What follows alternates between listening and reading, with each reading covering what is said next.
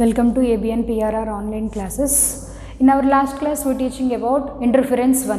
In today class we teaching about interference 2. So interference 2 ఏం చెప్తోంది అంటే బేసింగ్ ఆన్ యాంప్లిట్యూడ్ ప్రకారం మనకి ఇంటర్ఫరెన్స్ ప్యాటర్న్ అనేది ఎలా ఫామ్ అవుతుందో నేర్చుకుందాం. సో ఇంటర్ఫరెన్స్ 2లో ఫస్ట్ టాపిక్ ఏంటి అంటే కొసైన్ లా. దాన్ని ఎలా చెప్పొచ్చు మనం oblique incidence on a wave in a thin film. ఒక థిన్ ఫిలిం పైన మనం లైట్ రే అనేది ఇన్సిడెంట్ చేసినప్పుడు ఇంటర్ఫరెన్స్ ప్యాటర్న్ అనేది ఎలా ఫామ్ అవుతుందో చూద్దాం. ఎన్ని టైప్స్లో ఫామ్ అవుతుంది మనకి రిఫ్లెక్షన్ ప్రకారం ఒక ఇంటర్ఫరెన్స్ ఫైండ్ అవుట్ చేస్తాం అండ్ రిఫ్రాక్షన్ ప్రకారం ఇంటర్ఫరెన్స్ని ఎక్స్ప్లెయిన్ చేసుకుంటాం. సో కొసైన్ లాలో మనం ఫస్ట్ కేస్ కన్సిడర్ చేస్తున్నాం, interference due to reflected light. So reflection ప్రకారం వచ్చే ఇంటర్ఫరెన్స్ ప్యాటర్న్ని ఫైండ్ అవుట్ చేస్తున్నాం. సో దానికోసం మనం ఒక థిన్ ట్రాన్స్పరెంట్ ఫిలింని కన్సిడర్ చేసుకున్నాం. GH1 అనేది ఒక థిన్ ట్రాన్స్పరెంట్ ఫిలిం. సో దాని యొక్క థిక్నెస్ T అనుకుంటున్నారు, రిఫ్రాక్టివ్ ఇండెక్స్ మ్యూ అనుకుంటున్నాం. So GH is the upper surface of the transparent film, G1H1 is the lower surface of the transparent film. So మనం interference ప్యాటర్న్ని find out చేయడం కోసం first ఒక light రేని incident చేసుకున్నాం. ఏ light ray ఇది మనకి monochromatic light ray.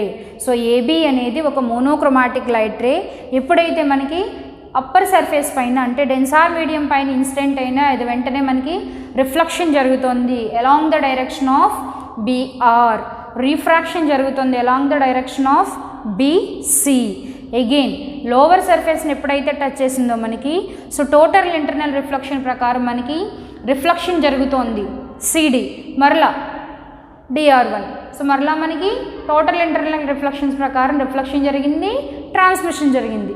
So DR1 రే అనేది దేనికి ప్యారలల్గా ఉంది, BR రేకి ప్యారలల్గా ఉంది. సో మనం ఏం ఫైండ్ అవుట్ చేయాలి అంటే ఇప్పుడు మనం ఈ రెండింటి మధ్య ఉన్న ఆప్టికల్ పాత్ డిఫరెన్స్ని ఫైండ్ అవుట్ చేసుకుందాం.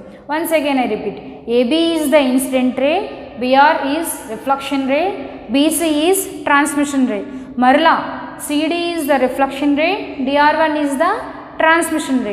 సో ఇవి రెండు కూడా మనకి ప్యారలల్గా ఉన్నాయి మనకి. సో రెండింటి మధ్య ఉండే ఆప్టికల్ పాత్ డిఫరెన్స్ని ఫైండ్ అవుట్ చేద్దాం.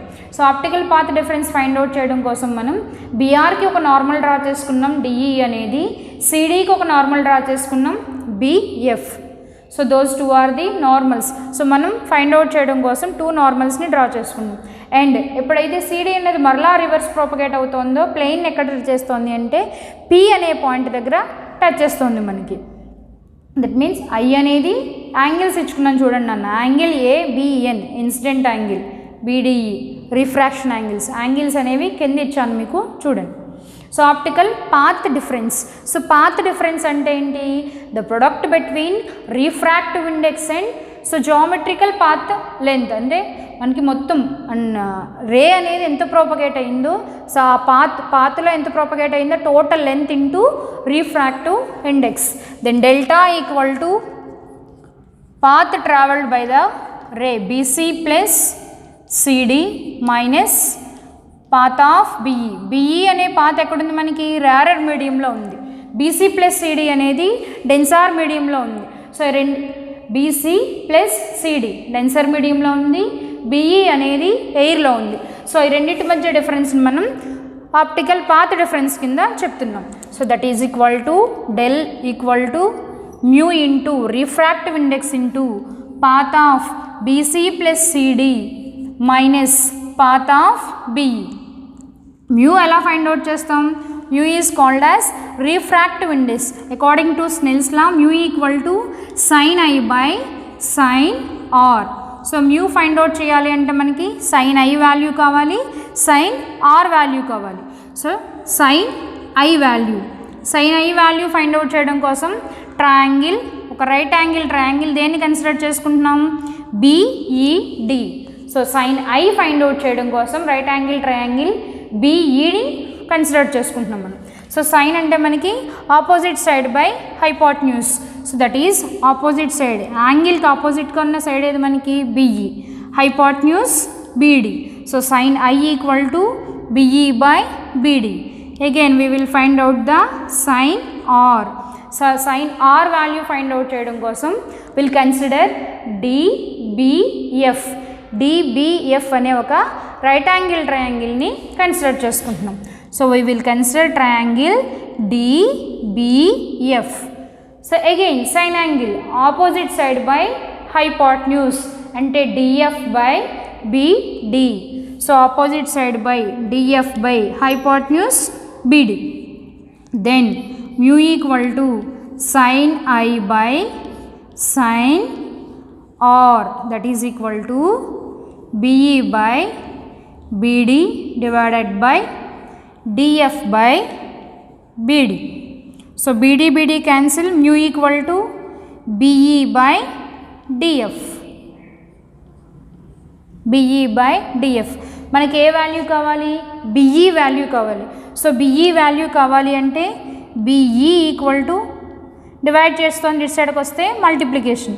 So BE equal to mu into DF. So దీన్ని ఈక్వేషన్ 1 అనుకోండి. So BE equal to mu into DF equation 1 అనుకుందాం. సో ఈ ఈక్వేషన్ BE వాల్యూని ఎక్కడ సబ్స్టిట్యూట్ చేద్దాం? ఈ ఈక్వేషన్లో డెల్టా ఈక్వేషన్లో సబ్స్టిట్యూట్ చేద్దాం BE value. So then delta equal to mu into BC plus CD minus BE value ఎంత వచ్చింది మనకి? Mu into DF. So that is equal to mu into BC plus CDని ఎలా డివైడ్ చేసుకోవచ్చు మనం? CD ఎలా డివైడ్ చేసుకోవచ్చు? CF plus DF. So that is CD is divided into CF plus DF minus mu into DF. So that implies mu into BC plus mu into CF plus mu into DF minus mu into DF. So mu తో total టర్మ్ని multiply చేస్తాను. mu into BC, mu into CF, mu into DF minus mu into DF. So plus term minus term cancel. Then remaining terms delta equal to mu into మరలా mu common తీస్తే BC plus CF. So part difference ఎంత వచ్చింది మనకి? Delta equal to BC plus CF అంటే delta equal to BC plus CF. దీన్ని ఎలా రాసుకోవచ్చునన్న? ఈ రే అంటే రివర్స్ ప్రాపగేట్ అయితే ఎక్స్టెన్షన్ చేసుకున్నాం అంటే టోటల్ PF కింద రాసుకోవచ్చు కదా. So BC plus CF equal to mu into PF. Optical path difference ఎంత వచ్చింది? Delta equal to mu into PF. సో ఈ PF వాల్యూని ఫైండ్ అవుట్ చేయడం కోసం we will consider triangle BPF.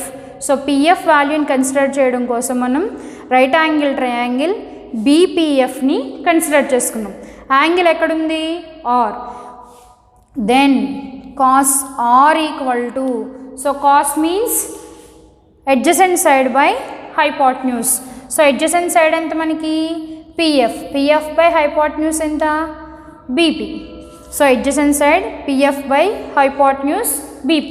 Then cos R equal to PF by BP. So that implies PF by BP value ఎంత నాన్న? So ఇది ట్రాన్స్పరెంట్ ఫిలింలో ఇన్నర్గా ఉంది మనకి. సేమ్ లెంత్ ఎయిర్లో ప్రొపగేట్ అయింది. సో ఇన్నర్ థిక్నెస్ ఎంత అనుకుంటున్నాం? T ప్లస్ T మొత్తం. సో T ప్లస్ T ఎంత అవుతుంది? 2T. So cos R equal to PF by BP. So PF by BP length అనుకుంటున్నాము అంటే T థిక్నెస్ T అనుకుంటున్నాం. సేమ్ లెంత్ ప్రాపగేట్ అయింది కదా మన ఎయిర్లో, సో దాన్ని కూడా T అనుకుంటున్నారు. T plus T 2T. Then cos R equal to PF by 2T. మనకి ఏ వాల్యూ కావాలి? PF వాల్యూ కావాలి. సో దీన్ని ఈక్వేషన్ 2 అనుకోండి. సో మనకు కావాల్సిన value PF. Then PF equal to 2T into cos R. ఇక్కడ డివైడ్ చేస్తుంది, లెఫ్ట్ సైడ్కి వెళ్తే మనకి multiplication. So PF equal to 2T into cos R. ఈ వాల్యూని ఎక్కడ సబ్స్టిట్యూట్ చేయాలి? ఈక్వేషన్ 2లో సబ్స్టిట్యూట్ చేద్దాం. So above value substitute in equation number 2. So equation 2లో సబ్స్టిట్యూట్ చేస్తే మనం delta equal to mu into PF value ఎంత వచ్చింది? 2T into cos r. So 2t into cos r. Then optical path difference delta equal to 2 mu t cos r. So optical path difference delta equal to 2 mu t cos r. So దీని equation number 3 అనుకోండి. Here mu equal to refractive index, t అనేది thickness. So delta equal to 2 mu t into cos r. ఎప్పుడైతే మనకి angle అంటే రే అనేది డెన్సార్ medium పైన incident అయిందో, so Stokes principal ప్రకారం అనేది ఫేజ్ చేంజ్ పై కింద, పాత్ చేంజ్ అనేది λ/2 కింద చేంజ్ అవుతుంది అని చెప్తున్నాం. అంటే మనకి వచ్చిన పాత్ డిఫరెన్స్ ఎంత, delta equal to 2 mu t into cos R. అది కాస్త ఎలా చేంజ్ అవుతుంది, delta equal to 2 mu t cos R ఎంత యాడ్ అవుతుంది మనకి, ±λ/2. According to Stokes principle denser medium పైన ఎప్పుడైతే లైట్ రే అనేది ఇన్సిడెంట్ అయిందో దాని యొక్క పాత్ ఎంత చేంజ్ చేసుకుంటుంది అంటే అది λ/2 కింద చేంజ్ చేసుకుంది. అంటే ఇప్పుడు వచ్చిన మనకి పాత్, ఆప్టికల్ పాత్ డిఫరెన్స్ ఎంత, delta equal to 2 mu t cos r ±λ/2. So దీన్ని ఈక్వేషన్ నెంబర్ 4 అనుకోండి. So equation number 4, equation number 4 ఏమొచ్చిందన్న మనకి delta equal to 2 mu t cos r ±λ/2. ఇది మనకి ఆప్టికల్ పాత్ డిఫరెన్స్. సో ఇప్పుడు దీన్ని బేస్ చేసుకుని మనం మాక్సిమా ఎలా ఉంటుంది, మినిమా ఎలా ఉంటుంది అనేది ఫైండ్ అవుట్ చేద్దాం.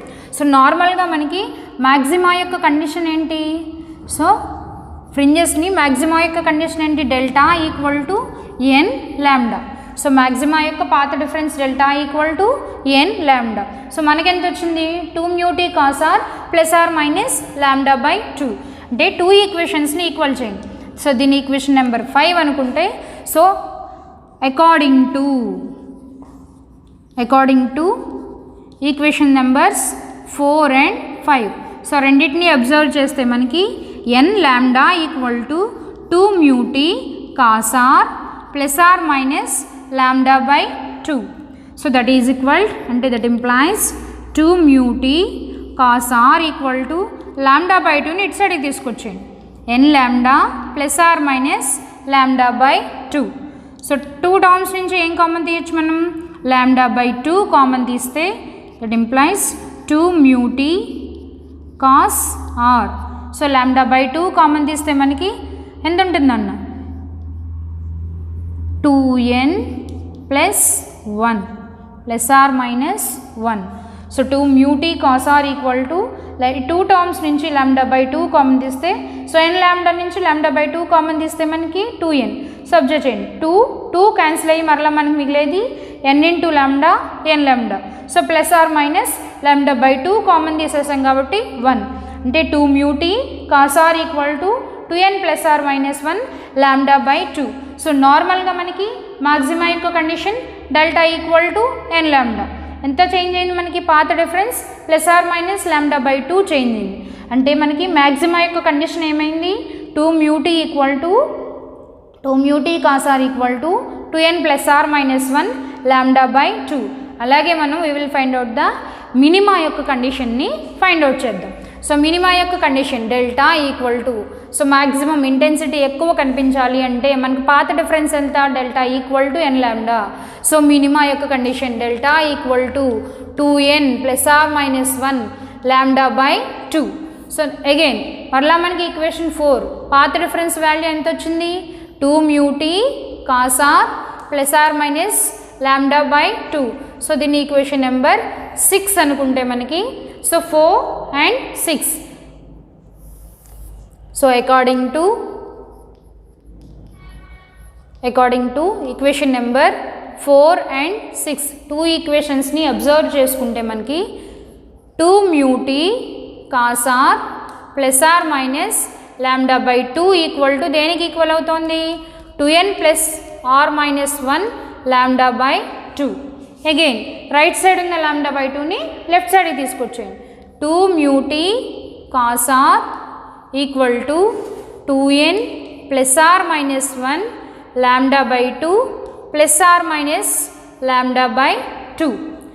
So that implies 2 mu t cos r equal to 2n plus are minus 1 lambda by 2 plus are minus 1 lambda by 2. So cancel చేస్తే మనకి మిగిలేది n into lambda. So 2n into lambda by 2. So 2 cancel, n into lambda n lambda plus are minus 1 into lambda by 2. Again plus are minus lambda by 2. So that implies 2 mu t cos r equal to n lambda. Maxima minima కింద convert అయింది, minima అనేది maxima convert అయింది because upon followed by the Stokes principle. అంటే మనకి bright కాస్త dark అవుతోంది, dark కాస్త bright కింద ఫామ్ అవుతుంది. సో కొసైన్ లాలో ఏం చెప్తున్నాము అంటే ఇంటర్ఫరెన్స్ డ్యూ టు రిఫ్లెక్టెడ్ లైట్ని ఎక్స్ప్లెయిన్ చేస్తున్నాం. సో రిఫ్లెక్టెడ్ లైట్ని ఎక్స్ప్లెయిన్ చేస్తూ మనకు వచ్చిన పాత్ డిఫరెన్స్ ఎంత, delta equal to 2 mu t cos r plus are minus lambda by 2. So దాన్ని బేస్ చేసుకుని మనం మాక్సిమా యొక్క కండిషన్ చెప్పుకున్నాం, that is 2 mu t cos r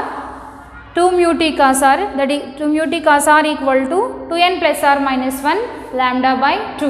So minima condition enta 2 mu t cos r equal to n lambda. So this is about cosine law లేదా oblique incidence of plane wave in a thin film. So ఆ ఫిలింలో మనకి 2 cases, interference due to transparent light, interference due to reflection light. So first case ఏం చెప్పుకున్నాం, interference due to reflection లైట్ని base చేసుకుని మనం maxima యొక్క కండిషన్ ఫైండ్ అవుట్ చేసుకున్నాం అండ్ మినిమా యొక్క కండిషన్ని ఫైండ్ అవుట్ చేసుకున్నాం.